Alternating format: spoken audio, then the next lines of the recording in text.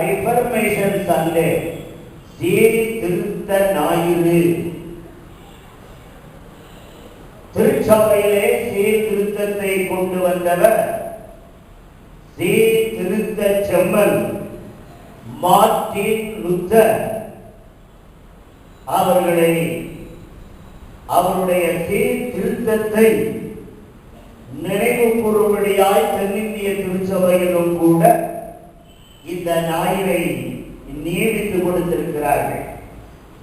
தமிழ் சுவிசேஷ Lutheran திருச்சபையில October மாதம் 30ஆம் தேதி மாலை வேளையில ஒரு திருவிருந்த ஆராதனையோடு கூட இந்த சீர்திருத்த செம்மல் மார்ட்டின் லூத்தரை நினைவு கூர்ந்து ஒரு சிறப்பு மிகு ஆராதனை ஆண்டாண்டு காலமாய் நடத்தி வருகின்றார்கள். நமக்கு அது வாரத்து நாள்ல வர்றதுனால இந்த ஞாயிற்றுக்கிழமை நாம் திருச்சபையின் சீர்திருத்தத்தை நினைவு கூறும்படியாக அழைக்கப்பட்டிருக்கிறோம். ஆனபடியினால் ஆதி திருச்சபையிலே ஆதி திருச்சபையின் திருப்பணிகளிலே சிறந்தவனா, சிறப்புக்குரியவனா, தேவனால் தெரிந்து கொள்ளப்பட்டவனா, தேவனால் பயன்படுத்தப்பட்டவனாய் இருந்து ஒரு தேவனுடைய மனிதனை குறித்து அவனிலே காணப்பட்ட 4 சிறப்பு பண்புகள், சிறந்த குண லட்சணங்கள்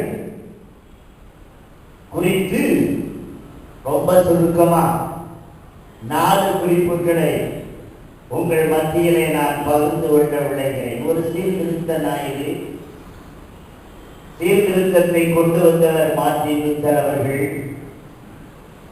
அறிக்கையை எழுதி அந்த விட்டன்பர்க் தேவாலயத்திலே கதவிலே ஒட்டி பல நிந்தைகளுக்கு உபத்திரவங்களுக்கு உள்ளாக்கப்பட்டவர்.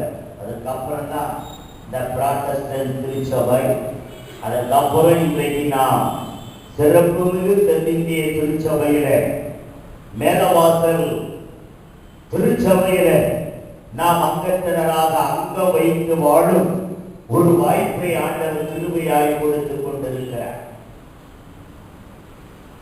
ஆதி திருச்சபை, ஆதி திருச்சபையின் ஊழியங்கள், ஆதி திருச்சபையின் ஊழியர்கள் என்ற வரிசையிலே அந்த மனிதனுடைய பெயர் பர்னபா. பர்னபா அந்த பெயருக்கு அர்த்தம் கருத்து, சன் ஆஃப் கன்சோலேஷன், ஆறுதலின் மகன் என்று அழைக்கப்பட்ட பர்னபா. அவனை குறித்து, அவனுடைய வாழ்க்கையை குறித்து திருச்சபையின் ஊழியர்களிலே, திருச்சபையிலே, ஆதி திருச்சபையிலே அவனுடைய பங்கேற்பை குறித்து நடவடிக்கைகளின் புத்தகத்திலே நாம் ரொம்ப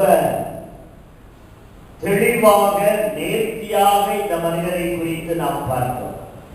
ஆண்டவர் நம்மை தென்னிந்திய திருச்சபையினுடைய ஒரு அங்கத்தினராய், மேலவாசல் குருசேகரத்திலே நாம் ஒரு அங்கத்தினராய் வாழும்படி, பங்கு பெறும்படி, பயன்படுத்தப்படும்படி நம்மை வைத்திருக்கிறார்.